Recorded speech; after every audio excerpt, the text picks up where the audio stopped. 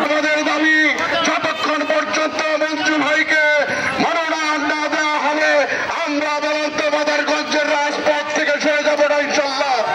এখন আপনাদের সামনে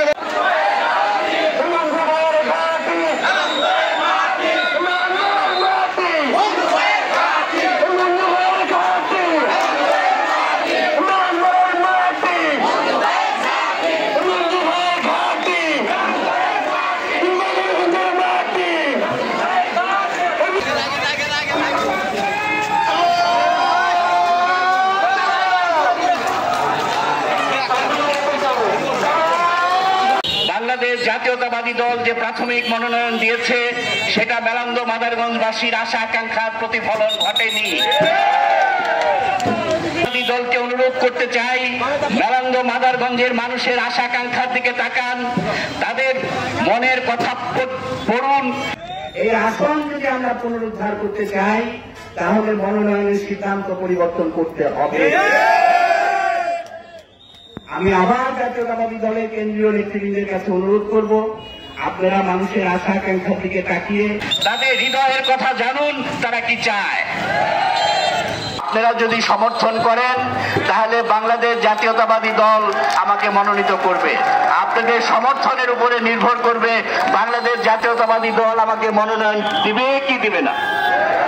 আমরা 5ই আগস্টের স্পিরিটকে ধারণ করতে চাই। 5ই আগস্টের স্পিরিট হচ্ছে চাঁদাবাজের বিরুদ্ধে, 5ই আগস্টের স্পিরিট হচ্ছে ষড়যন্ত্রের বিরুদ্ধে, 5ই আগস্টের স্পিরিট হচ্ছে বালু মহাল দখল করা যাবে না, 5ই আগস্টের স্পিরিট হচ্ছে কোনো বিল, কোনো নদী, কোনো খাল দখল করা যাবে না। এটা হচ্ছে 5ই আগস্টের স্পিরিট। এই স্পিরিট যারা ধারণ করতে পারবে না তারা বাংলাদেশ জাতীয়তাবাদী দলের কান্ডারি হতে পারে না। আমরা স্পষ্টভাবে বলতে চাই, মানুষের যে আশা আকাঙ্ক্ষা, বর্তমানে বাংলাদেশ জাতীয়তাবাদী দল যে প্রাথমিক মনোনয়ন দিয়েছে সেটা মেলান্দ মাদারগঞ্জবাসীর আশা আকাঙ্ক্ষার প্রতিফলন ঘটেনি। আমরা বাংলাদেশের জাতীয়তাবাদী দলকে অনুরোধ করতে চাই, মেলান্দ মাদারগঞ্জের মানুষের আশা আকাঙ্ক্ষার দিকে তাকান, তাদের মনের কথা পড়ুন, তাদের হৃদয়ের কথা জানুন, তারা কি চায়। এবং আমি গত 1 তারিখে বাংলাদেশ জাতীয়তাবাদী দলের কাছে প্রার্থিতা চেয়েছি। যদি বাংলাদেশ জাতীয়তাবাদী দল আমাকে যদি মনোনয়ন দেয় আমি আপনাদের খেদমতগার হিসেবে থাকবো ইনশাআল্লাহ। আপনারা এই প্রশ্ন আসতে পারে যে আমরা যদি থাকি তাহলে কিভাবে কি হবে।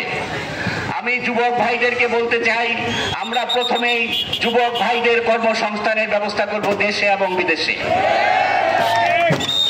আমরা অসুস্থ নারী পুরুষের চিকিৎসার ব্যবস্থা করব। আমরা বৃদ্ধ নারী পুরুষের সংস্থানের ব্যবস্থা করব। আমাদের অনেক কিছুই হয় নাই।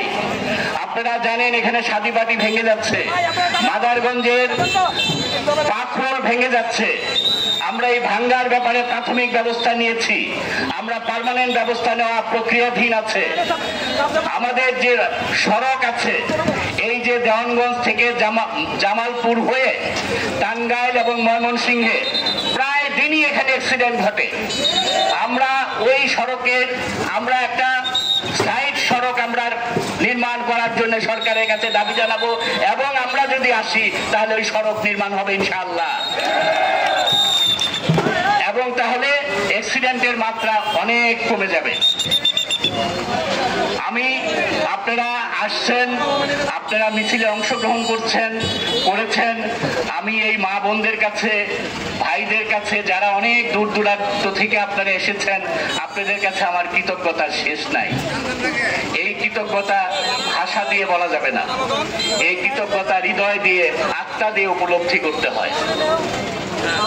আমি আপনাদের কাছে মানে হৃদয়ের অন্তরের অন্তঃস্থল থেকে কৃতজ্ঞ।